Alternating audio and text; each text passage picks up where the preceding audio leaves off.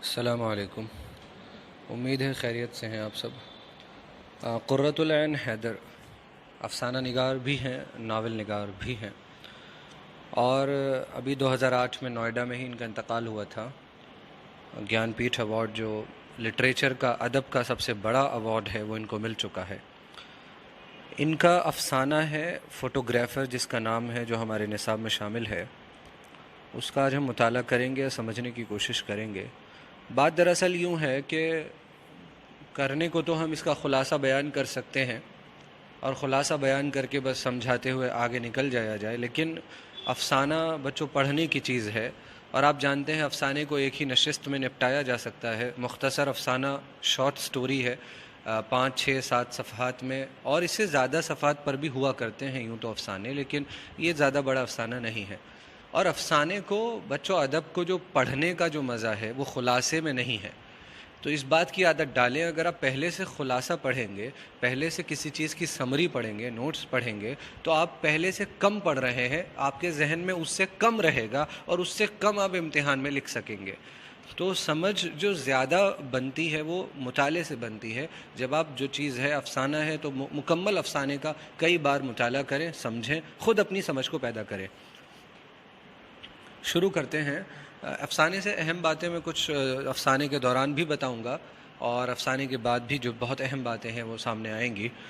تو موسم بہار کے پھولوں سے گھرا بے حد نظر فریب گیسٹ ہاؤس ہرے بھرے ٹیلے کی چوٹی پر دور سے نظر آ جاتا ہے۔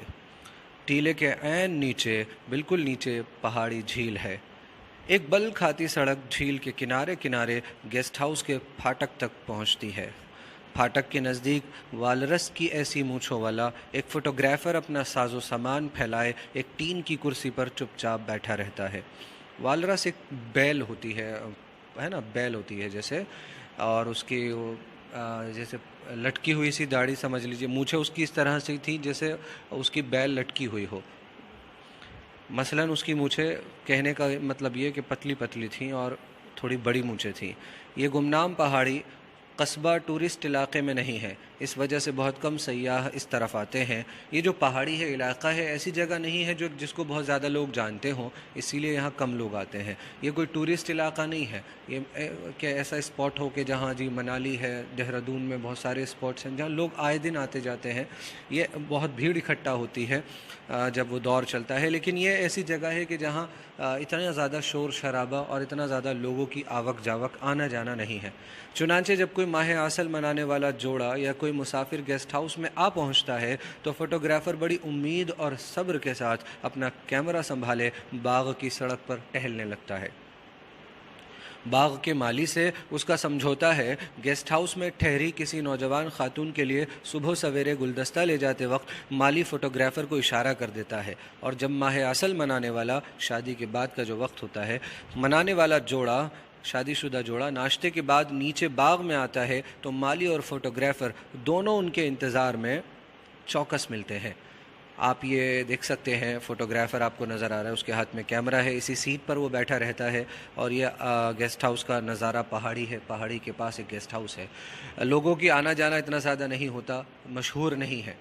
اور دوسری بات یہ معلوم ہوئی کہ یہ فوٹوگرافر جیسے ہی کوئی آتا ہے فوراً اپنا کیمرہ سنبھالے ٹہلنے لگتا ہے، اس امید سے کہ کوئی فوٹو کھنچوائے گا، اور اپنی یاد کو جو ہے یاد بطور کوئی فوٹو کھنچوا کر جو ہے اپنے ساتھ لے جائے گا، تو اس لیے وہاں ٹہلنے لگتا ہے کہ کوئی مجھے پوچھے۔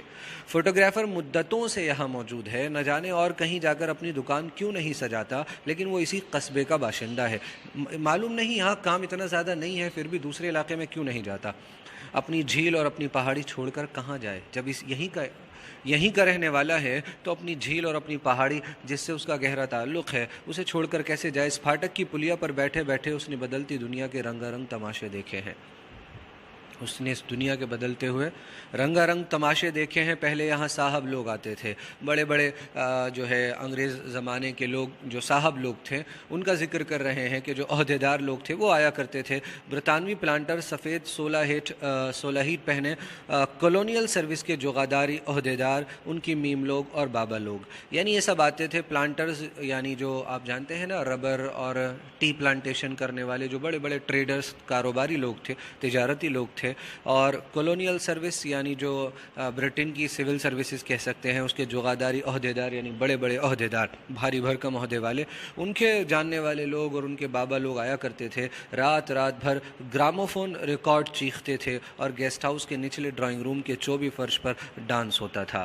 دوسری بڑی لڑائی کے زمانے میں امریکن آنے لگے تھے۔ جب سیکنڈ ورلڈ وار کا زمانہ آیا تو امریکن یہاں آنے لگے، پھر ملک کو آزادی ملی اور اکا دکا سیاح آنے شروع ہوئے۔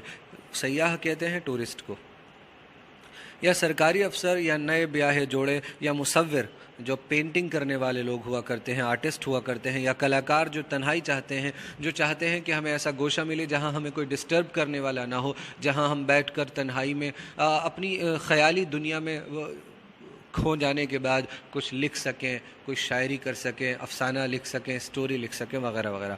ایسے لوگ جو برسات کی شاموں کو جھیل پر جھکی دھنک کا نظارہ کرنا چاہتے ہیں، ایسے لوگ جو سکون اور محبت کے متلاشی ہیں، تلاش کرنے والے ہیں، جس کا زندگی میں وجود نہیں، کیونکہ ہم جہاں جاتے ہیں فنا ہمارے ساتھ ہے، فنا مسلسل ہماری ہم سفر ہے۔ بڑی اہم بات بیان کی ہے کہ ملک کو آزادی مل گئی تو اکا دکا سیاح ٹورسٹ آنے شروع ہو گئے، یا گورنمنٹ سرونٹ سرکاری افسر آ جاتے تھے، یا نئے بیاہے جوڑے جن کی ابھی شادی ہوتی تھی وہ آ جاتے تھے، وغیرہ وغیرہ۔ مطلب غرض ایسے لوگ جو برسات کی شام میں جو جھیل پر جب دھنک جو ہے آپ دیکھتے ہیں، آپ نے بھی بارہا دیکھا ہوگا اس طرح، لیکن اصل بات یہ ہے کہ آج ہم قدرت سے بہت دور ہو گئے ہیں۔ ہم سورج کے نکلنے کا نظارہ نہیں دیکھ پاتے، سورج کے ڈوبنے کا خوبصورت نظارہ، جس وقت سورج نارنجی کلر کا نظر آتا ہے، نارنجی رنگ کا نظر آتا ہے، اسی طرح جھیل کے آس پاس جو دھنک ہو جاتی ہے، جو آپ کہہ سکتے ہیں کوہرا ہو جایا کرتا ہے، وہ نظارہ بڑا خوبصورت ہوتا ہے، اور جو سکون وہاں پر ہے کیونکہ وہاں اتنا بھیڑ بھاڑ لوگوں کی نہیں ہے، خاموشی والا علاقہ ہے، آبادی اتنی زیادہ نہیں ہے، تو وہی لوگ آتے ہیں، لیکن اس چیز کی تلاش میں آتے ہیں جو چیز ہے ہی نہیں، یعنی جہاں جا رہے ہیں انہیں پھر واپس لوٹ کر آنا ہے۔ آج وہ بہت اچھے ماحول میں ہیں، بہت خوشی والے ماحول میں ہیں، لیکن وہ خود جانتے ہیں کہ یہ خوشی ہمیشہ رہنے والی نہیں، یہ دھنک بھی جو جھیل پر جھکی ہوئی ہے یہ بھی ہمیشہ نہیں رہے گی، کچھ وقت آئے گا اور یہ ختم ہو جائے گی۔ تو یہ جو فنا ہے، ہم جہاں جاتے ہیں ہمارے ساتھ فنا چل رہی ہے، یعنی ہر چیز ہر صبح کے لیے شام، اور ہر شام کے لیے رات، اور ہر رات کے لیے صبح ہے۔ آج جو شخص ترقی پر ہے کل وہ نہیں رہے گا، آج جو شخص جوانی میں ہے کل نہیں رہے گا۔ گیسٹ ہاؤس میں مسافروں کی آوک جاوک جاری ہے، مسافروں کا آنا جانا جاری ہے، فوٹوگرافر کے کیمرے کی آنکھ یہ سب دیکھتی ہے اور خاموش رہتی ہے۔ سمجھیں، گیسٹ ہاؤس میں مسافروں کا آنا جانا جاری ہے۔ یہ کتنے سالوں سے دیکھ رہا ہے کہ مسافر آتے ہیں چلے جاتے ہیں۔ ذرا سوچیے اگر ہم اس گیسٹ ہاؤس کو اس دنیا سے تعبیر کریں، یعنی ہم یہ سمجھیں کہ گیسٹ ہاؤس ہماری دنیا کی مانند ہے جس میں لوگوں کی پیدائش اور موت لگاتار جاری ہے، اور وہ فوٹوگرافر کا کیمرہ، وہ آنکھ جو سب پر نظر رکھے ہوئے ہے، جو وقت کے بدلتے ہوئے نظارے اور وقت اپنے ساتھ ساتھ کیا کیا تبدیل کر دیتا ہے وہ سب کچھ دیکھ رہی ہے، وہ آنکھ جو سب دیکھتی ہے لیکن خاموش رہتی ہے۔ جی ہاں، اللہ تعالیٰ کی قدرت ایسی ہی ہے، اگر آپ دیکھیں تو اللہ تعالیٰ بھی ہم سب کو دیکھ رہا ہے، ہم سب کے حالات پر اس کی نظر ہے۔ جی ہاں، اور تو یہ کیمرے کی آنکھ سے حالانکہ قرۃ العین جو ہے وہ ایک اس چیز کی طرف اشارہ کر رہی، ایک علامت ہے، نشانی ہے، یہ علامتی افسانہ ہے، نشانیوں کے ذریعے سے افسانہ نگار اپنی باتیں کہہ رہا ہے۔ جو گیسٹ ہاؤس ہے وہ نشانی ہے اس دنیا کی، اور اس گیسٹ ہاؤس میں آنا جانا نشانی ہے اس بات کی کہ اس دنیا میں لوگوں کا آنا جانا جاری ہے، لوگ پیدا ہوتے ہیں، مر جاتے ہیں، اور اپنی آخری سفر کی طرف، ہمیشہ کی دنیا کی طرف چلے جاتے ہیں۔ وہیں کیمرے کی آنکھ جو فوٹوگرافر کی آنکھ ہے، فوٹوگرافر کے کیمرے کی آنکھ یعنی فوٹوگرافر سب کچھ دیکھ رہا ہے۔ ایک روز شام پڑے ایک نوجوان اور ایک لڑکی گیسٹ ہاؤس میں آن کر اترے۔ یہ دونوں انداز سے ماہ اصل منانے والے معلوم نہیں ہوتے تھے، ایسا نہیں لگتا تھا کہ یہ شادی شدہ جوڑا ہے اور اپنا ہنی مون منانے آیا ہے، لیکن بے حد مسرور اور سنجیدہ سے وہ اپنا سامان اٹھائے اوپر چلے گئے۔ اوپر کی منزل بالکل خالی پڑی تھی، زینے کے برابر میں ڈائننگ ہال تھا اور اس کے بعد 3 بیڈ روم۔ یہ کمرہ میں لوں گا، نوجوان نے پہلے بیڈ روم میں داخل ہو کر کہا، جس کا رخ جھیل کی طرف تھا، جس کا چہرہ یعنی جہاں سے کھڑکی کی طرف سے، دریچے کی طرف سے جھیل کو دیکھا جا سکتا تھا، جھیل کا خوبصورت نظارہ سامنے تھا۔ لڑکی نے اپنی چھتری اور اوور کوٹ اس کمرے کے ایک پلنگ پر پھینک دیا تھا۔ اٹھاؤ اپنا بوریا بستر، نوجوان نے اس سے کہا۔ اچھا، लड़की दोनों चीज़ें उठाकर बराबर के सिटिंग रूम से गुजरती दूसरे कमरे में चली गई, जिसके पीछे एक पुख्ता गलियारा सा था, एक पुख्ता गैलरी थी या बालकनी कह सकते हैं। कमरे के बड़े बड़े दरीचों में से, खिड़की में से वो मज़दूर नज़र आ रहे थे जो एक सीढ़ी उठाए पिछली दीवार की मरम्मत में मसरूफ़ थे। गौर करें ज़रा इस दुनिया का नज़ारा किस तरह, वो मज़दूर भी वहीं काम कर रहे हैं जो सीढ़ी उठाए पिछली, कुछ लोग यहाँ किस मकसद से आ रहे हैं और वहीं पर मज़दूर हैं जो उसी दौर में, उसी ज़माने में, उसी जगह पर अपनी मज़दूरी करके अपनी रोज़ी रोटी का इंतज़ाम कर रहे हैं। वही जगह उनके काम करने की जगह है। उनको ग़ालिबन आसपास के माहौल का वो ख़ूबसूरती उनको महसूस शायद नहीं होती होगी कि ये इस गेस्ट हाउस की क्या कदर व कीमत है, यहाँ क्या है, यहाँ सुकून है, यहाँ ये कुदरत की खूबसूरती है। वो तो अपना काम करने में मसरूफ़ थे। एक बेरा लड़की का सामान लेकर अंदर आया और दरीचों के पर्दे बराबर करके चला गया। लड़की सफ़र के कपड़े तब्दील करके सिटिंग रूम में आ गई। नौजवान आतिशदान के पास एक आराम कुर्सी पर बैठा, यानी एक भट्टी जहाँ पर गोया कि आग जल रही हो। सर्दी का ज़माना होता है, पहाड़ी इलाकों में वैसे भी सर्दी हुआ करती है। कुछ लिख रहा था। उसने नज़रें उठाकर लड़की को देखा। बाहर झील पर दफ़ातन एकदम से अंधेरा छा गया था। वो दरीचे में खड़ी होकर बाग के धुंधलके को देखने लगी। बाग में जो ओस समझ लें या कोहरा समझ लें जो वहाँ पर जम चुका था सर्दी की वजह से, जो पानी की बूंदें हुआ करती हैं ज़मीन के नज़दीक, वो भाप में गोया के तब्दील हो जाती हैं, कोहरे की मानिंद नज़र आती हैं। फिर वो भी एक कुर्सी पर बैठ गई। न जाने वो दोनों क्या बातें करते रहे। फ़ोटोग्राफ़र जवाब भी जो अब भी नीचे फाटक पर बैठा था, उसका कैमरा आँख रखता था लेकिन समाअत से आ रही था। वो नीचे से देख तो रहा था कि ये दोनों क्या कर रहे हैं जब वो बाहर की तरफ बैठे हुए थे, लेकिन सुन नहीं सकता था। समाअत से आ रही था, समाअत की ताकत उसमें नहीं थी। वो सब कुछ देख रहा था। कुछ देर बाद वो दोनों खाना खाने के कमरे में गए और दरीचे से लगी हुई मेज़ पर बैठ गए। झील के दूसरे किनारे पर कस्बे की रोशनियाँ झिलमिला उठी थीं। कस्बा यानी वो इलाका जहाँ लोग थोड़े बहुत रह रहे होंगे, लेकिन वहाँ से वो नज़र आ रहा था।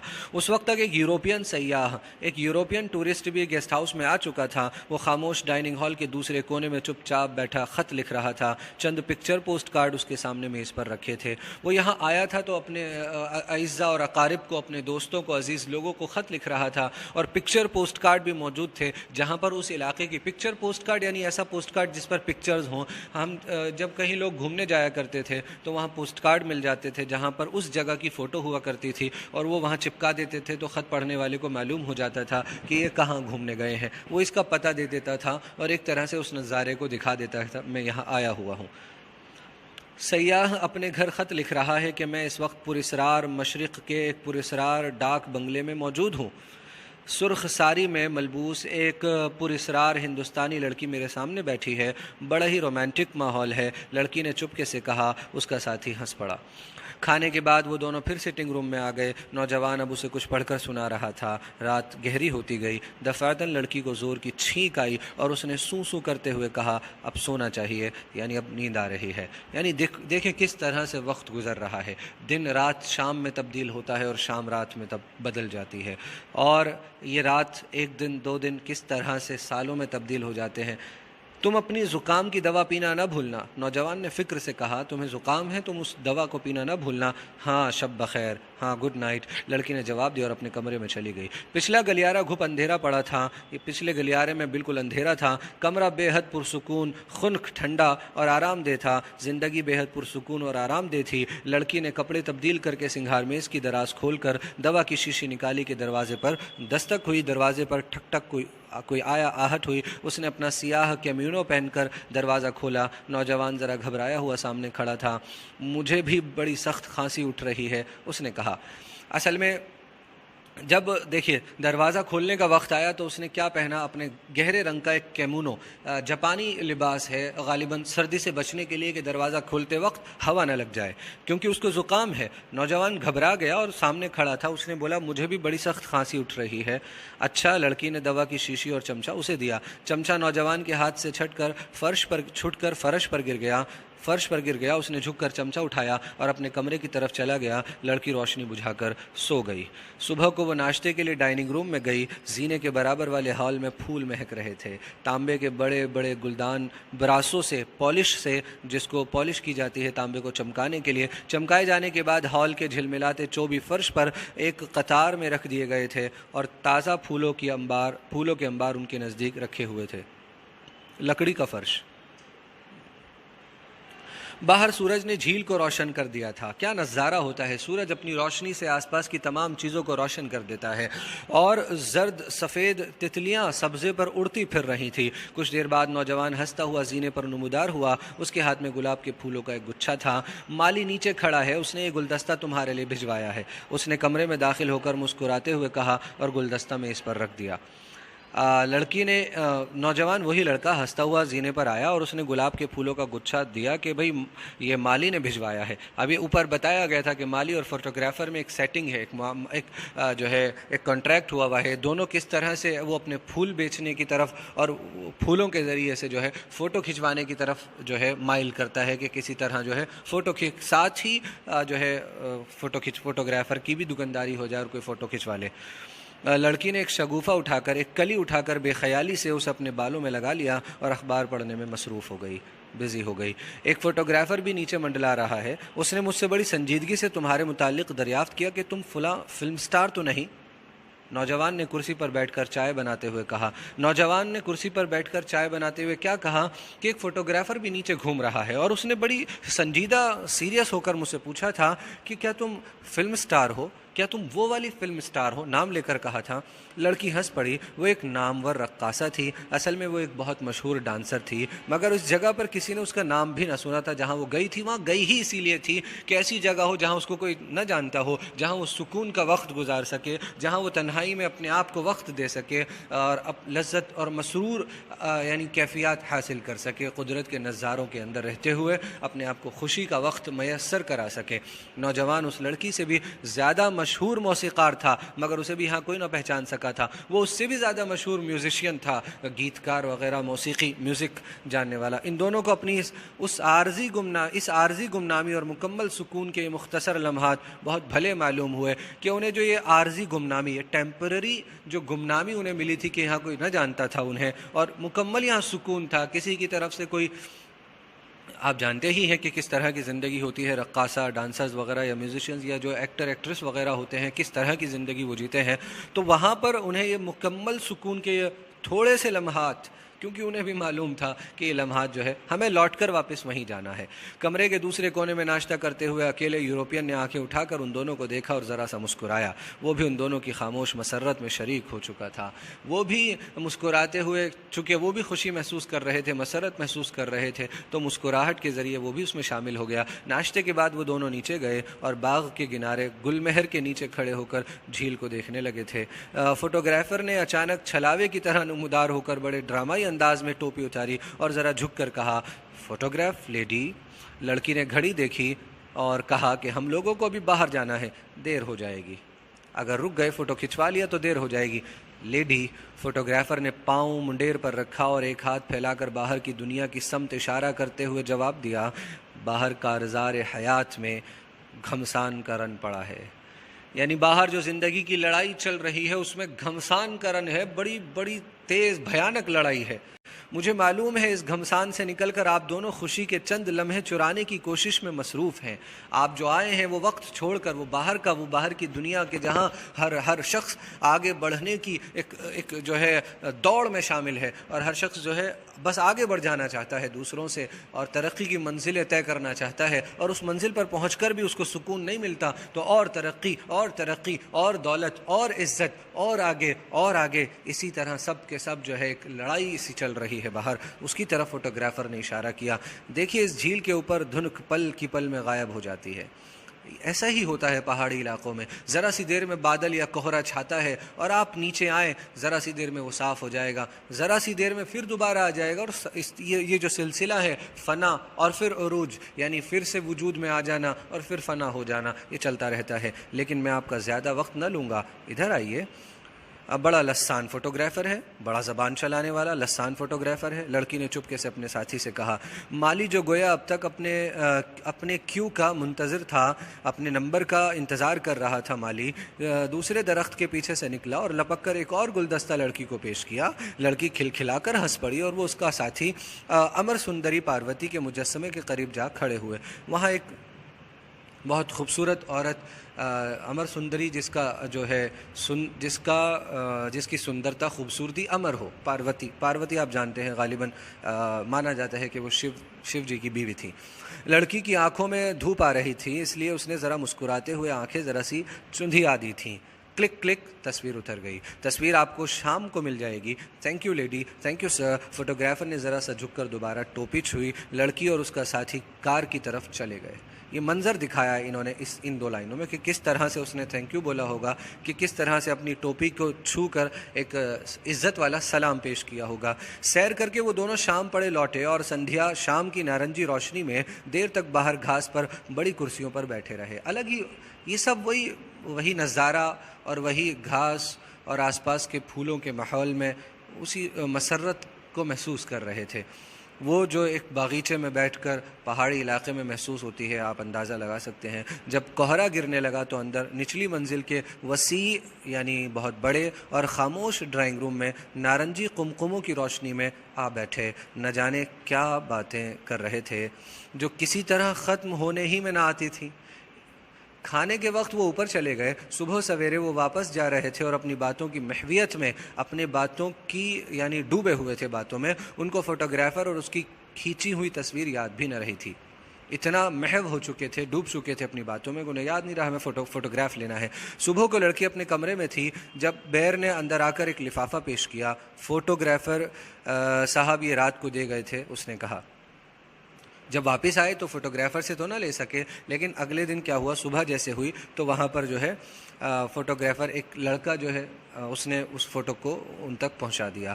اچھا اس سامنے والی دراز میں رکھ دو، لڑکی نے بے خیالی سے کہا اور بال بنانے میں جٹی رہی۔ ناشتے کے بعد سامان باندھتے ہوئے اسے وہ دراز کھولنا یاد نہ رہا اور جاتے وقت خالی کمرے پر ایک سرسری سی نظر ڈال کر وہ تیز تیز چلتی کار میں بیٹھ گئی۔ نوجوان نے کار اسٹارٹ کر دی، کار پھاٹک سے باہر نکلی۔ فوٹوگرافر نے پلیا پر سے اٹھ کر ٹوپی اتاری، عزت کی خاطر، سلام کی خاطر۔ مسافروں نے مسکرا کر ہاتھ ہلائے۔ کار ڈھلوان سے نیچے روانہ ہو گئی، یعنی جو ڈھلوان سمجھتے ہیں، ہاں، نیچے اترتا ہوا راستہ۔ وہ والرس کی ایسی مونچھوں والا فوٹوگرافر بہت بوڑھا ہو چکا ہے، کچھ وقت گزر چکا ہے۔ جوان تھا، نوجوان تھا، اب بوڑھا ہو چکا ہے۔ کون؟ وہ فوٹوگرافر۔ اور اس طرح اس گیسٹ ہاؤس کے پھاٹک پر ٹین کی کرسی بچھائے بیٹھا رہتا ہے اور سیاحوں کی تصویریں اتارتا رہتا ہے، اور جو اب نئی فضائی سروس شروع ہونے کی وجہ سے بڑی تعداد میں اس طرف آنے لگے ہیں۔ اب وقت بدل چکا ہے، کچھ سال گزر چکے ہیں اور ایئر لائن سروسز شروع ہو گئی ہیں، فضائی سروس شروع ہو گئی ہے، تو لوگ زیادہ آ جاتے ہیں یہاں پر۔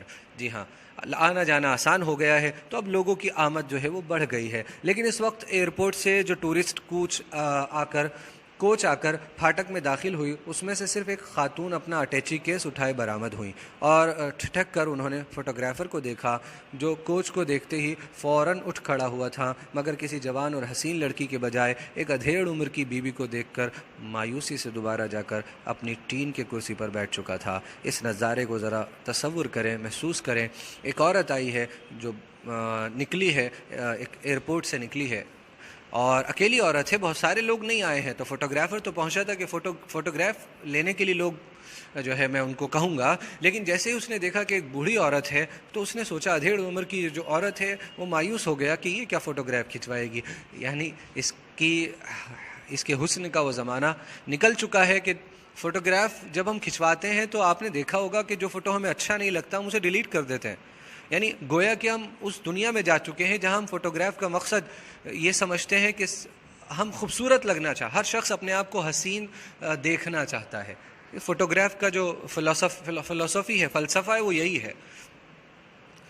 کہ ہر شخص اپنے آپ کو خوبصورت دیکھنا چاہتا ہے، اپنی خوبصورتی کو دکھانا چاہتا ہے دوسروں کو، اسی کے لیے تو فوٹوگرافس لینے کا اور عمل چلتا رہتا ہے۔ جہاں تک ایک طرف کچھ لوگ اپنی یادداشت بھی رکھتے ہیں کہ اپنی گزرتی ہوئی عمر کے الگ الگ وقت کے فوٹوگراف لیتے ہیں، کہ جس سے کہ وہ وقت گزرنے کے بعد اپنے آپ کو دیکھ سکیں کہ 5 سال بعد، 10 سال پہلے میں کیسا نظر آتا تھا، 15 سال پہلے میں کیسا نظر آتا تھا۔ تو دوبارہ جا کر اپنی ٹین کی کرسی پر بیٹھ چکا تھا، کیونکہ وہ عورت آدھیڑ عمر تھی، تو اس کو لگا یہ عورت کیا فوٹو کھنچوائے گی۔ خاتون نے دفتر میں جا کر رجسٹر میں اپنا نام درج کیا اور اوپر چلی گئیں۔ گیسٹ ہاؤس سنسان پڑا تھا، سیاحوں کی ایک ٹولی ابھی ابھی آ کے روانہ ہوئی تھی۔ کوئی ٹولی چلی گئی ہے اور ایک شخص آ گیا ہے، یہی تو دنیا ہے، آنا جانا آنا جانا آنا جانا چل رہا ہے۔ اور بیرے کمرے کی جھاڑ پونچھ کر چکے تھے، تانبے کے گلدان تازہ پھولوں کے انتظار میں ہال کے فرش پر رکھے جھل جھل کر رہے تھے۔ یعنی تانبے کے گلدان تھے، فلاور پوٹس تھے جو تانبے کے بنے ہوئے تھے، اور اس میں جو ہے پھول رکھے جاتے تھے، تازہ پھول رکھ دیے جاتے تھے، اس سے کمرے میں اور راستے میں گیلری میں خوشبو ہو جایا کرتی ہے۔ اور ڈائننگ ہال میں آج کل تو ہم نقلی پھول رکھا کرتے ہیں، لیکن ایک وقت وہ بھی تھا جب لوگ روزانہ گلدان میں تازہ پھول رکھا کرتے تھے، اور اس کی خوشبو آج کل ہم دوسرے طریقے آ گئے ہیں خوشبو کے لیے۔ اور ڈائننگ ہال میں دریچے کے نیچے سفید براق میز پر چھری کاٹے جگمگا رہے تھے۔ نووارد خاتون، جو ابھی خاتون آئی ہے، درمیانی بیڈ روم میں سے گزر کر، نووارد ابھی جو آئی ہے، نیا وارد ہونے والا، وارد ہونا کہتے ہیں آنا، ظاہر ہونا، سٹنگ روم میں جا بیٹھی اور رات ہوئی تو جا کر اپنے کمرے میں سو گئیں۔ گلیارے میں سے کچھ پرچھائیوں نے اندر جھانکا تو وہ اٹھ کر دریچے میں گئیں، جہاں مزدور دن بھر کام کرنے کے بعد سیڑھی دیوار سے لگی چھوڑ گئے تھے۔ وہی تصور، وہی وقت گزر چکا ہے، یہ بوڑھی ہو چکی ہے، ایک عورت ہے، بڑھاپے میں آئی ہے، اور ابھی بھی اسی طرح سے کام کرنے والے لوگ کیا سیڑھی دیوار سے لگی چھوڑ گئے تھے۔ غرض یہ کہ دنیا کے سارے کام اسی طرح چل رہے ہیں، جو پہلے ہو رہا تھا وہی سب کچھ اب بھی ہو رہا ہے۔ کسی کے آنے جانے کا ان مزدوروں پر کوئی اثر اور اس کام پر کوئی اثر نہیں پڑ رہا ہے۔ گلیارہ بھی سنسان پڑا تھا۔ وہ پھر پلنگ پر آ کر لیٹی تو چند منٹ بعد دروازے پر دستک ہوئی۔ انہوں نے دروازہ کھولا، باہر کوئی نہ تھا، سٹنگ روم بھائیں بھائیں کر رہا تھا۔ وہ پھر آ کر لیٹ رہیں۔ کمرہ بہت سرد تھا، بہت ٹھنڈا تھا۔ صبح اٹھ کر انہوں نے اپنا سامان باندھتے ہوئے سنگار میز کی دراز کھولی تو اس کے اندر بچھے پیلے کاغذ کے نیچے سے ایک لفافے کا کونا نظر آیا جس پر ان کا نام لکھا تھا۔ سمجھ گئے؟ ہاں، جب انہوں نے وہ کھولی دراز تو اس میں ایک لفافہ نظر آ گیا جس پر ان کا نام لکھا تھا۔ خاتون نے ذرا تعجب سے لفافہ باہر نکالا۔ ایک کاکروچ کاغذ کی تہ میں سے نکل کر خاتون کی انگلی پر آ گیا۔ انہوں نے دہل کر انگلی جھٹکی اور لفافے میں سے ایک تصویر سرک کر نیچے گر گئی، جس میں ایک نوجوان اور ایک لڑکی امر سندری پاروتی کے مجسمے کے قریب، اسٹیچو کے قریب کھڑے مسکرا رہے تھے۔ تصویر کا کاغذ پیلا پڑ چکا تھا۔ خاتون چند لمحوں تک گمسم اس تصویر کو دیکھتی رہیں، پھر اسے اپنے بیگ میں رکھ لیا۔ بیرے نے باہر سے آواز دی کہ ایئرپورٹ جانے والی کوچ تیار ہے۔ خاتون نیچے گئیں۔ فوٹوگرافر نئے مسافروں کی طاق میں باغ کی سڑک پر ٹہل رہا تھا۔ اس کے قریب جا کر خاتون نے بے تکلفی سے کہا، یعنی بنا کسی شرم جھجک کے کہا، کمال ہے، 15 برس میں کتنی بار سنگھار میز کی صفائی کی گئی ہوگی، مگر یہ تصویر کاغذ کے نیچے اسی طرح پڑی رہی۔ پھر ان کی آواز میں جھلاہٹ آ گئی، اور یہاں کا انتظام کتنا خراب ہو گیا ہے، یہ انہوں نے کہا۔ کمرے میں کاکروچ ہی کاکروچ۔ فوٹوگرافر نے چونک کر ان کو دیکھا اور پہچاننے کی کوشش کی۔ پھر خاتون کے جھریوں والے چہرے پر نظر ڈال کر آرام سے دوسری طرف دیکھنے لگا۔ خاتون کہتی رہیں، ان کی آواز بھی بدل چکی تھی، چہرے پر درستی اور سختی تھی، اور انداز میں چڑچڑاپن اور بیزاری، اور وہ سپاٹ آواز میں کہی جا رہی تھیں، میں اسٹیج سے ریٹائر ہو چکی ہوں، اب میری تصویریں کون کھینچے گا بھلا؟ میں اپنے وطن واپس جاتے ہوئے رات یہاں ٹھہر گئی تھی۔ نئی ہوائی سروس شروع ہو گئی ہے، یہ جگہ راستے میں پڑتی ہے، اپنے وطن جا رہی تھی تو یہاں ٹھہر گئی تھی۔ مجھے جانا اپنے وطن ہی ہے، لیکن رات گزارنے کے لیے یہاں ٹھہر گئی تھی۔ ذرا غور کریں، وہی عورت، کیا کچھ بدل چکا ہے، اس کا حسن بدل چکا ہے، اس کا حسن ڈھل چکا ہے، اس کی آواز بدل چکی ہے، وہ اپنا مزاج بدل چکی ہے۔ عمر کے ساتھ ساتھ آدمی کا مزاج تبدیل ہو جاتا ہے۔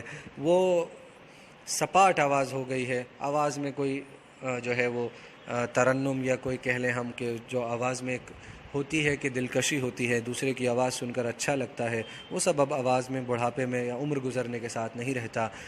اور آپ کے ساتھی فوٹوگرافر نے آہستہ سے پوچھا۔ فوٹوگرافر پہچان چکا تھا یہ وہی عورت ہے۔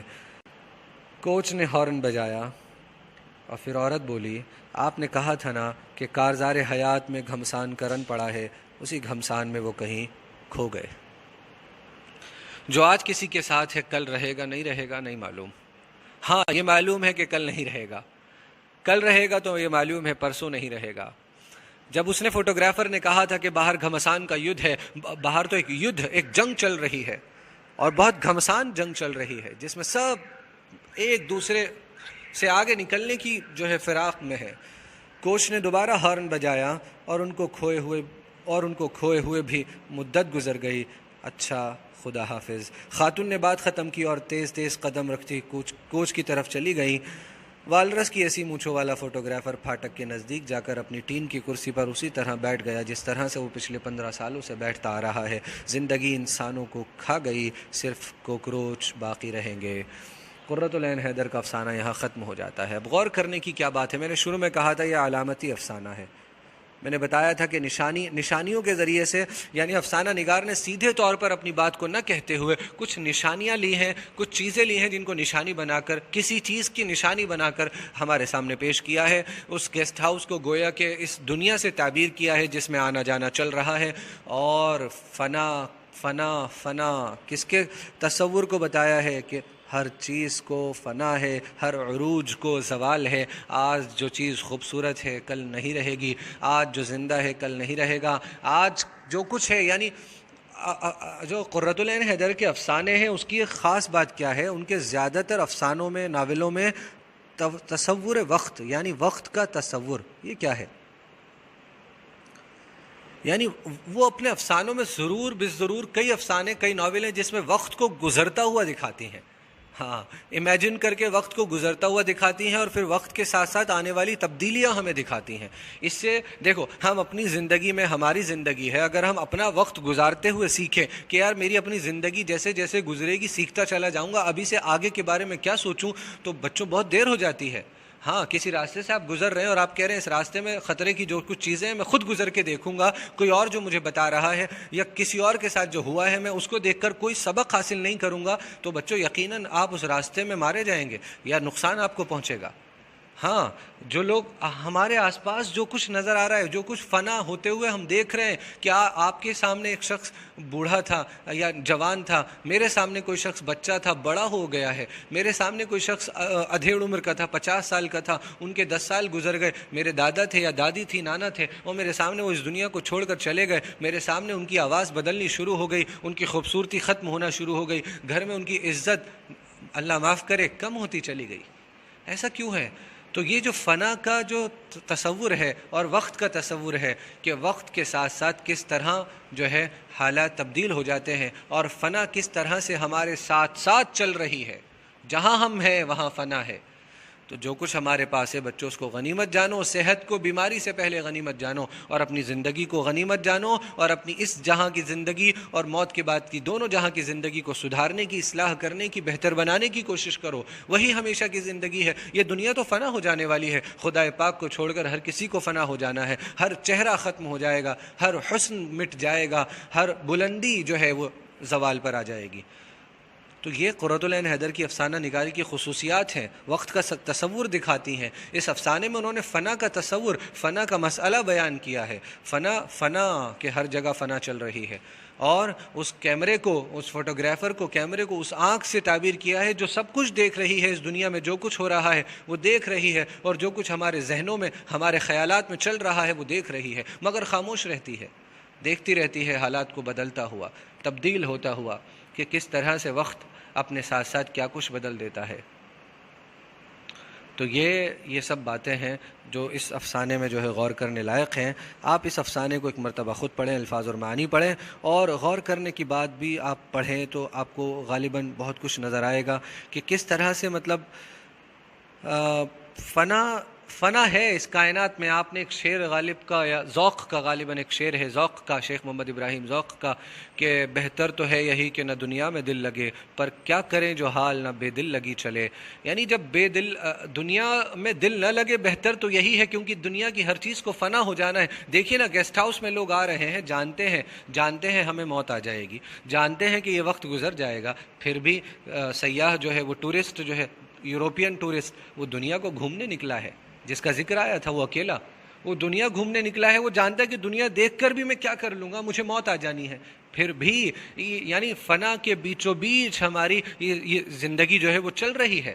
زندگی میں وہ جو رنگ چیزیں ہیں جو ہمیں اپنی طرف کھینچتی ہیں، متاثر کرتی ہیں، اٹریکٹ کرتی ہیں، وہ سب موجود ہیں، اور ان سب کے بیچ ہماری زندگی چل رہی ہے. فنا کے بیچ میں ہماری زندگی چل رہی ہے. ہم جانتے ہیں کہ جو کچھ ہونے والا ہے آئندہ، پھر بھی ہم جو ہے یہی ہماری زندگی کو جو ہے بامعنی بناتا ہے. اگر ہم سب سوچ لیں کہ یار فنا ہو جانا ہے، کچھ بھی نہ کریں، تو ہماری زندگی کا مطلب ختم ہو جائے گا، مقصد ختم ہو جائے گا. تو یاد رکھیں، ہماری زندگی کا مقصد ہے اس زندگی میں بہتر کرتے ہوئے ہمیں اپنی ہمیشہ کی زندگی کو بھی بہتر بنانا ہے، اور آخرت جو موت کے بعد کی زندگی ہے. لیکن یہاں کی زندگی کو بھی اس طرح برباد نہیں کرنا ہے کہ یار میں پڑھائی کر کے کیا کروں گا، سب کچھ تو ختم ہو جائے گا، یا میں ابھی ہم اس وقت خوشی کا وقت ہے اور گھر میں لوگ اکٹھا ہوئے ہیں، شادی کا ماحول ہے، سب خوش ہیں، اور 10 سال بعد یا کچھ ہی دیر بعد یہ ماحول ختم ہو جائے گا. کئی مرتبہ ذرا سی لڑائی ہو جاتی ہے اور سب ختم ہو جاتا ہے. تو یہ جو ہے نا، ان سب کے بیچ ہی ہماری زندگی ہے. انہی سے ہماری زندگی مطلب والی بنتی ہے، زندگی کا میننگ پیدا ہوتا ہے. ہمیں معلوم ہے کہ ہم فنا ہو جائیں گے، ختم ہو جائیں گے، پھر بھی ہم زکام جیسی چھوٹی سی بیماری یا زکام جیسی چھوٹی سی پریشانی کی بھی دوا کرتے ہیں. ٹھنڈ نہ لگ جائے. دیکھا آپ نے وہ کیمونو باہر پہن کر انہوں نے دروازہ کھولا کہ مجھے ٹھنڈی ہوا نہ لگ جائے. ٹھنڈی ہوا سے بچنے والے کیا موت سے بچ پائیں گے؟ نہیں بچ سکیں گے. تو یہی اس جو ہے افسانے کا تصور ہے کہ فنا کے سائے میں ہماری زندگی کے تماشے جاری ہیں. ہماری زندگی فنا کے بیچوں بیچ اپنی پوری جو ہے معنویت کے ساتھ، پورے میننگ کے ساتھ چل رہی ہے. لیکن ہاں یہ یاد رکھیں کہ اپنی آخرت کو نہ بھول جائیں. اس زندگی کے رنگا رنگ تماشے میں اپنا ایمان نہ بھول جائیں کہ لالچ، حرص، ہوس، اسی میں بس انسان غرق ہو جائے. دنیا دنیا دنیا بس، عزت شہرت بس، کیسے بھی آئے، مال مال مال کیسے بھی آ جائے. تو اس طرف آپ کو دھیان رکھنا ہے. اور یہی افسانے کا پیغام ہے کہ فنا کے تسلسل کو، فنا کے تصور کو اپنے ذہن میں رکھیں کہ جو کچھ آج میرے پاس ہے کل نہیں رہے گا، لیکن اس کے باوجود مجھے جو کچھ آج میرے رب نے مجھے دیا ہے، مجھے وہ بہترین طریقے سے استعمال کرنا ہے اور اس کو کسی کام میں لانا ہے، اور وہ عمل کرنے ہیں جس کا بدلہ مجھے اس دنیا میں اور اس دنیا کے بعد ہمیشہ والی دنیا میں بھی ملتا رہے. آپ کی سماعتوں کا شکریہ.